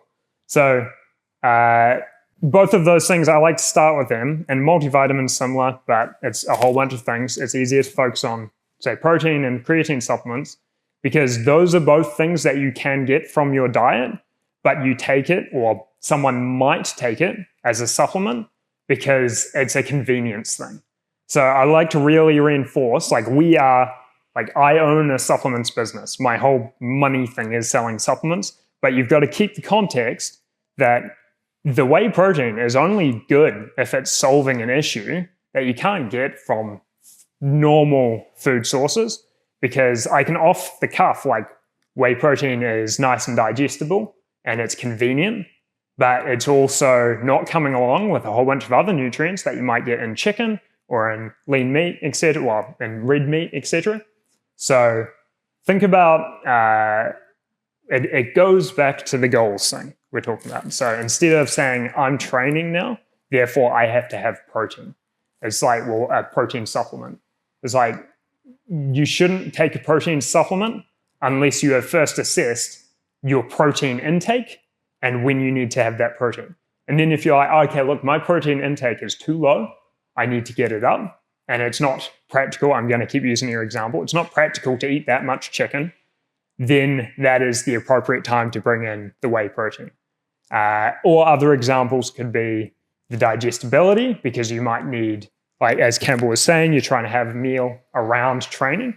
Your digestion has gone to shit around training in a simple way, because adrenaline goes up, that diverts blood flow away from your guts, and therefore, and it's gone into skeletal tissue, like muscle.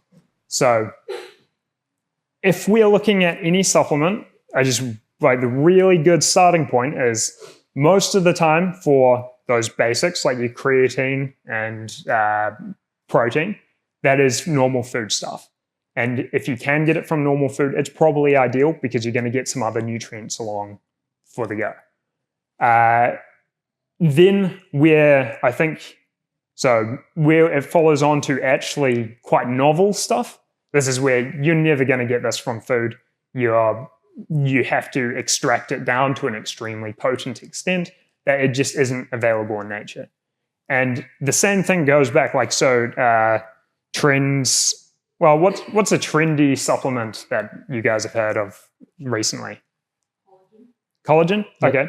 You can get that from food, although the collagen supplements are, to be honest, to get that level of effectiveness, that is quite novel. Anything else?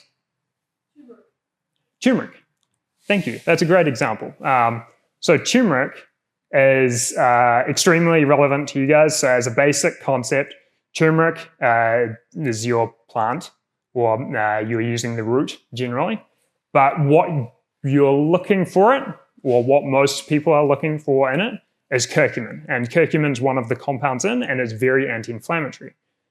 The reason you might want something that's additionally anti-inflammatory is because you're training hard and your stress could get to an extent that is not easily manageable with your own system. If you want to go like hunter-gatherer sort of style, no one's going to do this sort of stuff, like training every day to a point of exhaustion where they need supplements if they're going to survive. So we're already stepping away from a very what's not normal for our body to have to deal with. And that's a good example of saying, okay, my inflammation just doesn't seem to go down enough before my next training session.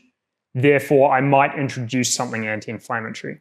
But then there's also a whole host of other practices around that you could do in a non-supplemental form. So, for example, cold immersion does decrease inflammation, but it also has a large time tax, like you've got to do it, as well as the other, it can cramp on other goals such as muscle recovery, etc. Turmeric has a nice, it's in some ways more focused, and so you don't get as many downsides. But with turmeric, if you take turmeric as a whole plant, the bioavailability of it is garbage. Like you could eat grams and grams and grams, and there may be some benefit to that. I'm not saying that eating turmeric or eating the whole plant in itself isn't beneficial. But in terms of just getting curcumin, the active compound that you want, to the places where it works, it's not going to happen. So that's when you need high extraction and things like other ingredients, like there's a black pepper extract called piperine that can help with that. there's also weird stuff where we might wrap the molecule in other fats, and that will help with dispersion and so forth. So that's when turmeric and using curcumin, that's a good example of where a supplement can shine, where you're solving a problem that you can't solve with normal food, and then it's for a specific use. So probably for time consideration, what are your main questions that you would have around supplements on the whole, or even specific supplements? Anyone? Shoot. Depends on the supplement. Yeah. So it really depends. So like curcumin, for example, really great for inflammation, not so great post-training, where you want inflammation. So you want a certain extent of inflammation for a certain period of time. So when I'm implementing curcumin, I use it religiously for a host of benefits. I have actually an autoimmune disease as well, so it helps with that. But then also helps with knees and joints and things. I take it in the morning because I'm taking it as far away from my hypertrophy training, where I want a level of inflammation to an extent. So one is going to be like, what is the type of supplement you're taking? And then, when is it going to be convenient for you as well? So like creatine, for example, you can take that any time of the day. It literally doesn't matter, just be consistent. So if you're going to take it in the AM, take it in the AM every day. If you're going to take it pre-training, take it pre-training, just be consistent with it. Maybe the question for you is like, what supplements are you taking? Okay, so for you, I think, and you're taking it in the evening, correct? Yeah, that might be more beneficial at the moment because you're doing a bit of strength training in the morning.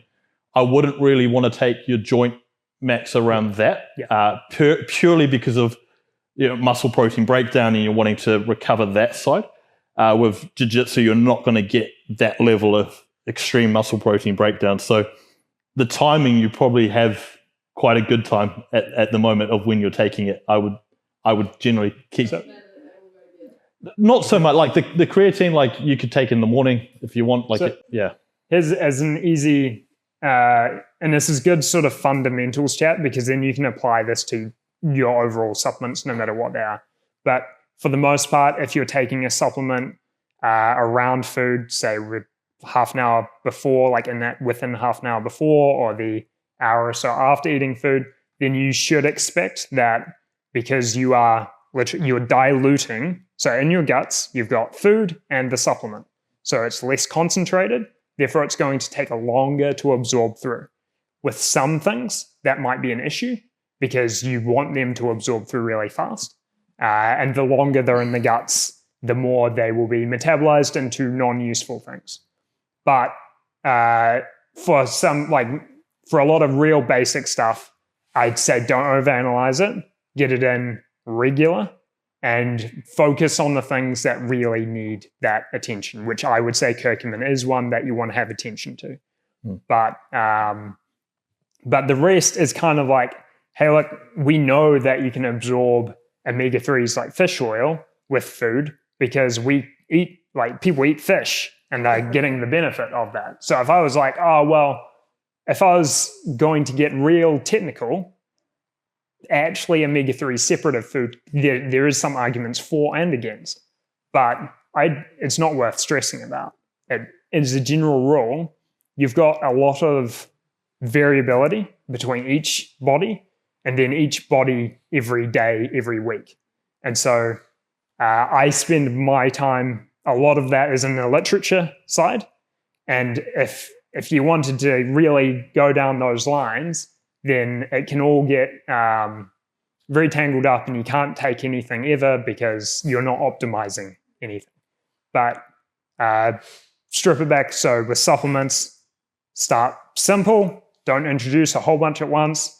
Take something, see how you respond, see if you can do some sort of measurable thing, whether that's behavioral or like some metric of, with creatine, for example, am I recovering better now? And then otherwise, also keep an eye out for the side effects. And ideally, like writing things down with this is really important, I think, or communicating with someone, because the analogy I like to use a lot is it's the frog in hot water. slowly boiling. With our personal thing, you can kind of forget what you felt like a week ago. But if you write it down a bit, then you go, oh shit, like I actually didn't have these sort of sleep issues or gut issues 2 weeks ago. And now I started taking this novel herb, and maybe it was that, maybe it was something else. And by writing it down, you can identify if it was the herb or if it was the food you ate at a wedding. So simple and step by step. And as a general rule, if you don't understand a supplement or what it's doing, at least to a basic extent, I would just say, like, don't take it. Talk to someone that understands and get to the point of understanding, because that's part of that step-by-step measurable progress. But what we do have is, for example, Logan's morning supplements is a big handful, but he didn't get there overnight. But what we might have is some big influencer, social media being a big thing these days, and they're like, I take this. And so then I get guys coming to me and they're like, I want to take all these things, but they haven't used any of them before. So introducing things stage by stage in a manageable way, and with regard to timing, etc., just keep in mind that for the most part, things will go through. Like, there's not that many drastic interactions that your food's going to mess it up. You just got to keep in mind it might slow it down and you might get a bit of a loss of total yield. But if you sleep poorly that night, then you might also have different enzymes and stuff which will also create a loss. So you're always it's good to remember that there's never this perfect laboratory setting that you might read about in research literature that the companies then like to say, this is how this works. That situation never happens in real life. And just playing the day by day, how do we work with that is the goal. That's probably an answer. I would say seek a licensed medical professional to work with you on an ongoing basis. That's so important things. We need to make sure that we don't overstep lines, and we're not licensed medical professionals that can say things like that. But also, clicking in itself is not necessarily an issue at all. But it might actually be an indicator. Like it could or it couldn't be. So it's impossible to diagnose with just that. That's when you need someone to work with you on your specific case. Yeah, I think the things I would say to you is, like, when it's clicking, is it causing pain? Is there things that your body's telling you that something is not right? Such as inflammation. Yeah. Like, is excessive Swelling. inflammation occurring following that? That's a good indicator, because your inflammation is your body responding to a stress to try and handle something. Yeah. But clicking is air release, and that's I'll bet all my joints click. So that's years of training. That's something that, you know, I'm pretty used to. Like, when I hurt my knee, the supplement I did take was Support Max Joint. That's the one thing that I added in on top of everything else. So that helped quite a bit in terms of inflammation and pain. But yeah, for your case, I definitely would just go see a physio. There's so many things it could be that I don't want to say it is. But again, when I said, like, compensating with your other leg for a duration of time could cause that. Don't know. But have a check with a physio and see. The supplements, but the Support Max Joint was it was massively valuable for me. Right. I don't know if I would have got through the last few years without it. Funnily enough, Support Max Joint is one of our most popular things because it is dealing around injury, and injury is common. You would say that, though, because, well, you're not paid to say that, but because you like me. But I think a thing like what you can look at that, so just because we're talking about the inflammation a little bit, is with inflammation as a general rule, goes to recovery, but goes to injuries and stuff too, is you don't want, if you've got a chronic base level of inflammation, that's a sign that your body is not dealing with the stuff. So you need to deal with it some way. Turmeric, like a good curcumin, and there's only a few extracts like in the world or ways that I would ever recommend to use it. So the rest of the time is fairly wasting your money. But that is a good way to kind of deal with that initial stress.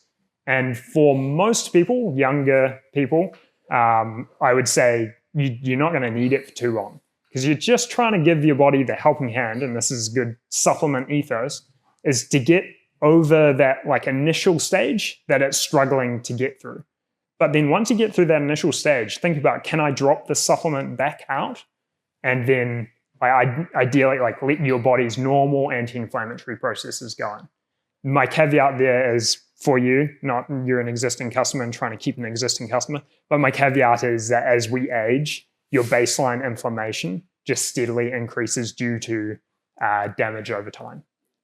So you should keep taking it, or a similar curcumin is from someone else. Any other questions? As a general rule, for me to be happy to make supplement recommendations for someone, or for Campbell and stuff to make other informed choices, it's like, do the people know what they're training? Do they know what they're eating? And do they get their blood work?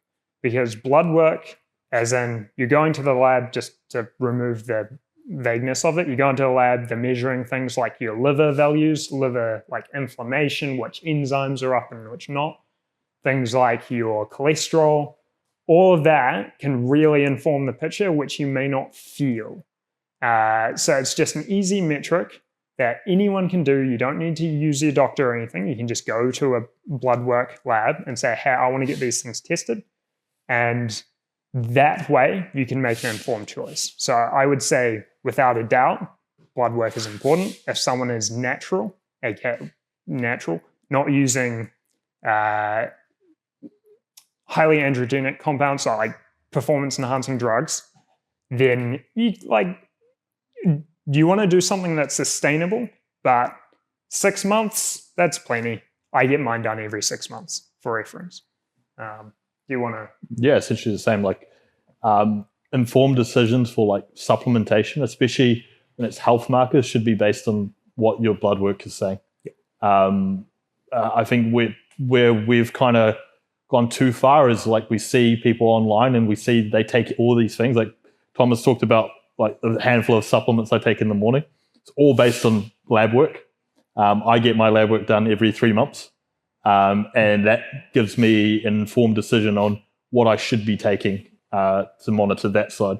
So again, you don't have to go that excessive, but every 6 months is great. Yeah, I think if you are using extra compounds such as testosterone, other things, then I would view 6 months as kind of like a minimum. If you're natural, then 6 months is fairly good. Things aren't going to move as fast generally. It's a standard rule of you're not pushing things quite as hard, so they're not going to swing as fast. But if you're doing things that are going to push things harder, such as many performance-enhancing drugs, not all of them, but many, then that is when regular blood work is more important. Yeah. And then the only thing I would add on to that as well is like understanding if a supplement is working. That's where your follow-up blood work helps. Yeah. Like, too often I talked to Vanessa before about it. It was like, you may have an issue. Let's say blood pressure is an issue. So then we throw every type of blood pressure thing that we can take to help bring it down, where maybe it's only one thing or something that we need to, and cholesterol's the same. Like it can sometimes just be, one supplement or a change in diet or whatever it could be, but you're never going to know until you retest blood work and see, hey, what happened after 6, 8, 12 weeks of me taking this one thing? Did it improve or did it not? If it's not, then no, scrap. Let me use something else. And that's where, I align with Thomas and what he's doing, because he's never going to push a supplement onto anyone. He's going to say, based on what your needs are. That's and the pro for blood work is that if you did your blood work once every 6 months, had a reasonably comprehensive panel that might cost you on the order of $200, you will probably be able to subtract more supplements than many people are taking. Depends on how much people are starting with, but quite often I'm dealing with guys that are taking far more than they need, and we can actually drop stuff out. And especially with things like supplements, I would encourage simplicity, focus on your goals, and have a few ingredients towards those goals. And that's with our range, you kind of see that more. It's every ingredient as the dose in it. There's no proprietary blend stuff.